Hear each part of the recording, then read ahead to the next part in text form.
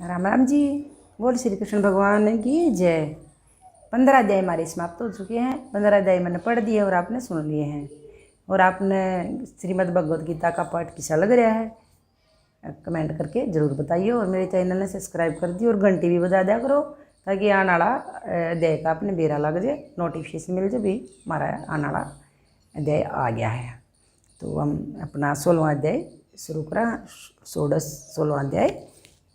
श्री भगवान बोले, हे राज अर्जुन, और सुन कि कई मनुष्यों के स्वभाव देवता जैसे होते हैं तो कईयों के दैत्यों जैसे होते हैं। जिनके स्वभाव देवता जैसे होते हैं पहले उनकी बात सुन निर्भय होते हैं, अर्थात उन्हें किसी का डर नहीं होता। अंतकरण अर्थात हृदय निर्मल और अति शुद्ध होता है। मुझे जानने का ज्ञान होना और मेरे स्मरण योग के साथ जुड़े रहना, यथाशक्ति दान करना, इंद्रियां जीतना, यज्ञ करना और वेदों में गाई मेरी महिमा को सुनना पढ़ना, शास्त्र शीर्षा पुराणों के स्त्रोत पढ़ना, कीर्तन करना, तपस्या करना। हे अर्जुन, तपस्या की महिमा आगे चलकर 17वें अध्याय में मैं कहूँगा। अहिंसा अर्थात किसी जीव को न दुखाना, हृदय से कोमल होना, सत्यवाणी बोलना और असत्य न कहना, सच बोलना और झूठ नहीं बोलना, किसी से क्रोध न करना, केवल शरीर की रक्षा के लिए भोजन ग्रहण करना, किसी को बिना बात क्रोध नहीं आना और एक लोगों में ठूसम ठूसा करे जाए, बस इतना भोजन करना जो हमारी शरीर की आवश्यकता है जितनी। और इससे अधिक संचय न करना, इसे त्यागी कहते हैं। सदा संतोष में रहना, किसी की निंदा न करना और यथाशक्ति सबको सुख देना, किसी की चर्चा चुगली नहीं करना, हमेशा दिल में संतुष्टि होनी चाहिए, हमेशा जो मिल जाए उसका सब्र होना चाहिए और किसी की चर्चा चुगली नहीं करनी। यथाशक्ति ऐसे व्यक्ति निर्लोभ भी होते हैं। लोभ से रहित रहना, पाप कर्मों से लज्जा करना, चंचल स्वभाव से रहित होना, निश्चल आसन, इंद्रियों और मन को निश्चल रखना और ऐसा तेजस्वी जिसकी अवज्ञा कोई न करे, सभी जिसे नमस्कार करें। जब कोई दुख दे तो उसे क्षमा करें, चाहे कोई दुख दे जाए, दुर्वचन कह जाए, ऐसे क्षमावान कहते हैं।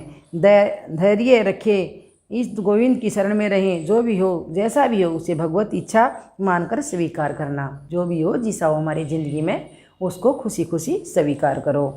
मेरी शरण में सदा संतुष्ट व प्रसन्न रहने वाला इसे धैर्य कहते हैं। देह को साध कर पवित्र स्नान कर अंतकरण हृदय से श्वास श्वास में नाम स्मरण करे, पवित्र रखे, किसी को कष्ट न देवे, किसी से अपनी पूजा मान्यता न करावे, किसी को गुरु गुसाई न बन बैठे। हे अर्जुन, यह मनुष्य में देवता के लक्षण कहे हैं। अब असुरों के लक्षण सुन। पाखंड से लोकों में स्वयं को धर्मात्मा दिखाना, मन से पाप का चिंतन करना, यह पाखंड है। अब अति पखंडियों के लक्षण सुन। जो संसार को छोड़कर मेरी शरण में आए हैं सो मेरी शरण आकर फिर मेरे चरणों को छोड़कर दूसरी बातों का मन में विचार करें और कहें कि मुझ जैसा कोई दूसरा नहीं, क्रोधी और कठोर बोलने वाला हो।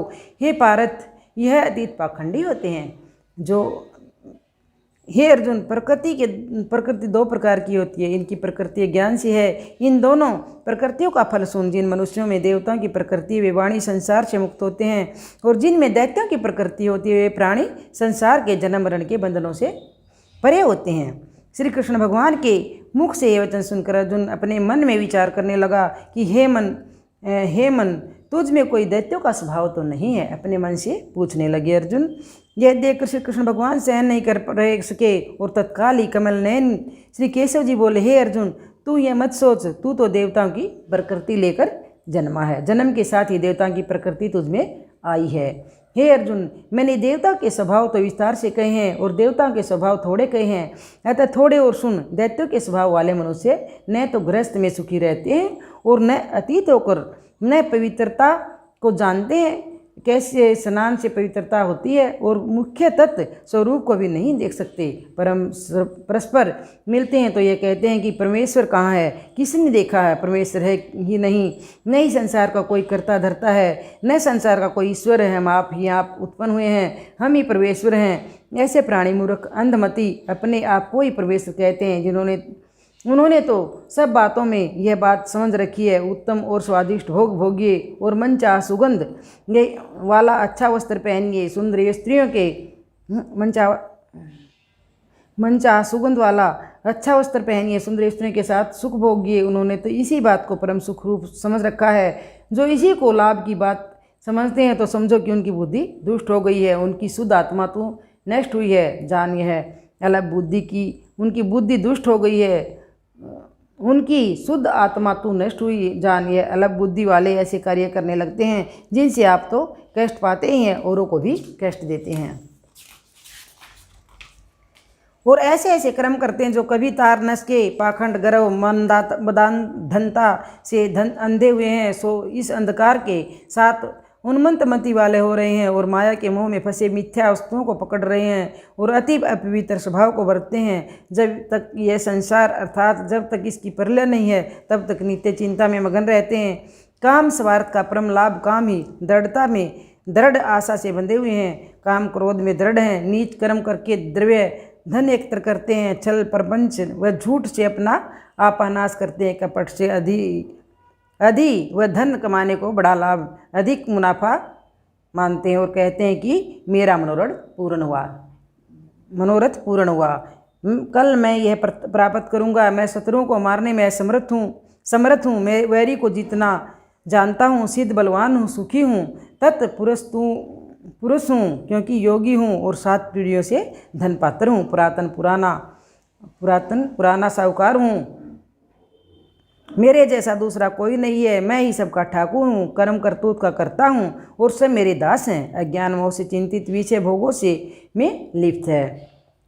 हर तरह सुख चैन की हो जिंदगी, चूमती हो पैर जिसके लक्ष्मी, पाप वह करता है धन के वास्ते, जीता है मरता धन के वास्ते, आज इतना धन जो मेरे पास है अधिक यह क्यों कर बने ये आस है।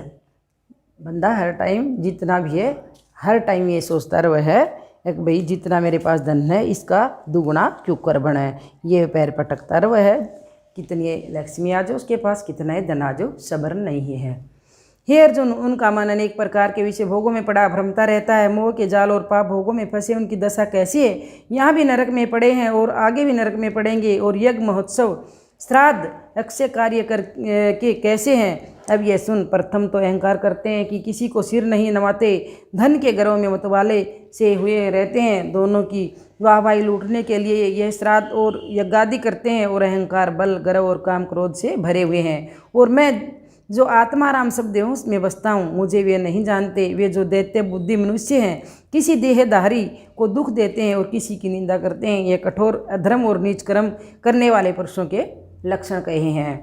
अब हे अर्जुन, मेरी बात सुन कि मैं कैसा हूँ, ऐसा लोगों का मैं क्या हर्ष करता हूँ। मैं उनके दुखदायक गधे की योनि तथा कलह कलेश और अज्ञान से भरी कुत्ते इत्यादि की आसुरी योनियों में डालता हूँ, बार बार ऐसी कुचिल योनि में इन्हें भटकाता इत्यादि की आसुरी योनियों में डालता हूँ, बार बार ऐसी कुचिल योनियों में इन्हें भटकाता हूँ। हे कुंती नंदन, जिन्होंने मुझे नहीं पाया वे प्राणी बार बार इन कुचिल योनियों में भटकते रहते हैं। हे अर्जुन, इस आत्मा का नाश करने वाले काम क्रोध लोभ और मोह यह नरक के द्वार हैं। हे सखे प्रीतम, इनको त्याग कर जो इनसे मुक्त है, उन्हीं प्राणियों ने अपनी आत्मा को कल्याण की ओर लगाया है, वही प्राणी परम गति को प्राप्त होते हैं। हे अर्जुन, जो शास्त्र की मति त्याग कर अर्थात जो शास्त्रों का उपदेश नहीं मानते और अपने मन के मुताबिक चलते हैं और यज्ञादि महोत्सव कार्य को करते हैं, शास्त्र विधि को त्याग कर दान करते हैं, उन्हें अपने इन कर्मों का फल नहीं मिलता और न ही उन्हें किसी प्रकार का सुख होगा, न ही वे परम गति को पावेंगे। इसी से हे अर्जुन, जो भले पुरुषों के निर्मल आत्मा है, वे जो कुछ यज्ञ तप दान करते हैं, शास्त्रों की विधि अनुसार करते हैं, ऐसे प्राणी मेरी कृपा से मेरी परम गति को पाएंगे और मेरे में समा जाएंगे। बोलो श्री कृष्ण भगवान की जय। तो हमारा ये 16वां अध्याय था, 16वां अध्याय हमारा समाप्त हो चुका है और 16वें अध्याय का महत्व। तो श्री नारायण ने कहा, हे लक्ष्मी, 16वें अध्याय का महत्व सुन। सोरठ देश में खड़गबाहु नाम का एक राजा था, धर्मात्मा था, जिसके राज में घर घर ठाकुर मंदिर थे। वहाँ बड़े बड़े यज्ञ हुआ करते थे। 3 घरों में स्वर्ग के थंबे जड़े हुए थे। राजा बड़ा हरिभगत संत सेवक था, जिसकी प्रजा भी अति सुखी थी। राजा भी दयावान सर्वजीवों पर दया करता था। इसके घर में बहुत हाथी घोड़े धन भी था। उन हाथियों में एक हाथी बड़ा मस्त था, जिसकी धूम मची रहती थी। महावतों को पास न आने देना तथा जो महावत उस पर चढ़ता उसे मार डालता। हाथी के पाँव में जंजीर डाले रहते। इसके खेद से राजा ने और देशों के महावत बुलाकर कहा, कोई मेरा होए जो इस हाथी तो पकड़े मैं उसे धन दूंगा। हे लक्ष्मी, उस हाथी को किसी ने न पकड़ा, नज़दीक कोई नहीं जा सकता था और वह हाथी राजा के मंदिर के आगे खड़ा रहता। जिधर जाता लोगों को बड़ा दुख देता, जो भी उसके आगे आता तुरंत मार डालता। वन में जाए तो वन के पशु पक्षियों को मारता और वहाँ बहुत बखेड़ा करता। नगर के लोगों को मारता, जहाँ रहता वहाँ बड़ा उपद्रव मचाता था। राजा सुनकर बड़ा चिंतावान रहता था। कई उपाय करके राजा थक गया, हाथी वश में न आया। राजा को बड़ी चिंता लग रही थी। एक दिन हाथी नगर को चला गया। सामने से एक साधु आता था। लोगों ने साधु को कहा, हे संत जी, यह हाथी आपको मार डालेगा। संत ने कहा, देखो मुझ में श्री नारायण जी की कैसी शक्ति है, हाथी की क्या शक्ति है जो मुझे मारे, नज़दीक भी नहीं आ सकता।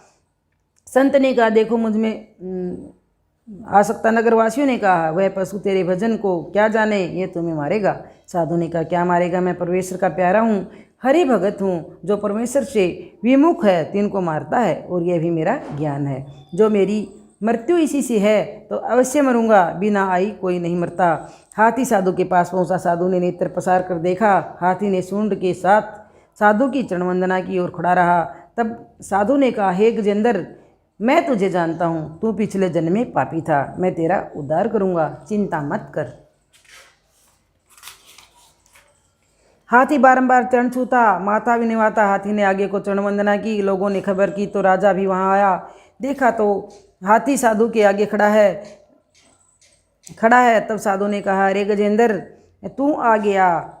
तब उस गीतापीठ संत ने कमंडल से जल लेकर मुख से कहा, गीता के 16वें अध्याय के पाठ का फल इस हाथी को दिया जाए। इतना कह जल छिड़का। जल के छिड़कते उसके हाथी की देह छूट गई, छोड़ी और देही पाई। विमान पर चढ़कर वो राजा के सन्मुख होकर राजा के, हे राजा, मैं तुझको धर्मज्ञ जान तेरे नगर में रहता था कि कभी कोई संत यहाँ आवेगा तब मेरी गति करेगा। इस संत के प्रताप से मेरी सदगति हुई है। यह कहकर बैकुंठ को गया। राजा ने संत को दंडवत प्रणाम किया और कहा, संत जी, आपने क्या मंत्र कहा जिसे इस अदम दुखदायक और सदगति प्राप्त हुई है। संत ने कहा, मैंने इसे गीता के 16वें अध्याय का पाठ का फल दिया है, मैं नित्य ही पाठ किया करता हूँ। राजा ने पूछा, हाथी पिछले जन्म में कौन था।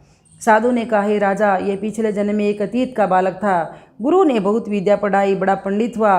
वह तीर्थ यात्रा को गया। पीछे उसकी शोभा बहुत हुई। अच्छे अच्छे सत्संगी उसके दर्शन को आते थे। 12 वर्ष पीछे गुरु जी आए। वह अतीत मगन था। वह बड़ी समाधि लगाए बैठा था। मन में सोचा, अब इनके आदर को उठता हूँ तो मेरी शोभा घटेगी। यह सोचकर नेत्र बंद कर चुप हो रहा। गुरुजी ने देखा कि मुझे देखकर उसने नेत्र बंद किए हैं। यह देखकर श्राप दिया कि कहा, रे मंदमती, तू अंधा हुआ है। मुझे देखकर सिर नहीं निवाया, न उठकर दंडवत की है। तूने अपनी प्रभुता का अभिमान किया है, सो तू हाथी की जून पावेगा। यह सुनकर वह बोला, हे संत जी, आपका वचन सत्य होएगा, पर यह कहो मेरा उद्धार कैसे होगा। गुरु को दया आई। कहा, जो कोई गीता के 16वें अध्याय के पाठ का संकल्प कर तुझे देगा तब तेरा उद्धार होवेगा। यह सुनकर राजा ने भी पाठ सीखा और अपने पुत्र को राज देकर आप तप करने लगा। वन में जाकर 16वें अध्याय का पाठ नित्य करता समय पाए राजा सदगति को प्राप्त हुआ और बैकुंठ को चला गया। और श्री नारायण जी कहते हैं, हे लक्ष्मी जी, ये 16वें अध्याय का फल है। बोलो श्री सत्यनारायण भगवान की जय, बोलो श्री लक्ष्मी माता की जय, बोलो श्री कृष्ण भगवान की जय। ये था हमारा 16वां अध्याय। 16 अध्याय हमारे समाप्त हो चुके हैं और 16 अध्याय मैंने पढ़ दिए हैं और आपने सुन दिए हैं। आपने गीता का पाठ कैसा लग रहा है कमेंट करके ज़रूर बताइए और मेरे चैनल ने सब्सक्राइब कर दियो और लाइक कर दियो और घंटी भी बजा दिया करो। घंटी बजाने तो आप दोनों नोटिफिकेशन आ जाएगी, अपने बेरा लाग जाएगा कि भाई अगला अध्याय आ गया है, तो सब्सक्राइब कर दियो और घंटी बजा दियो और लाइक और कमेंट भी कर दियो। बोलो श्री कृष्ण भगवान की जय।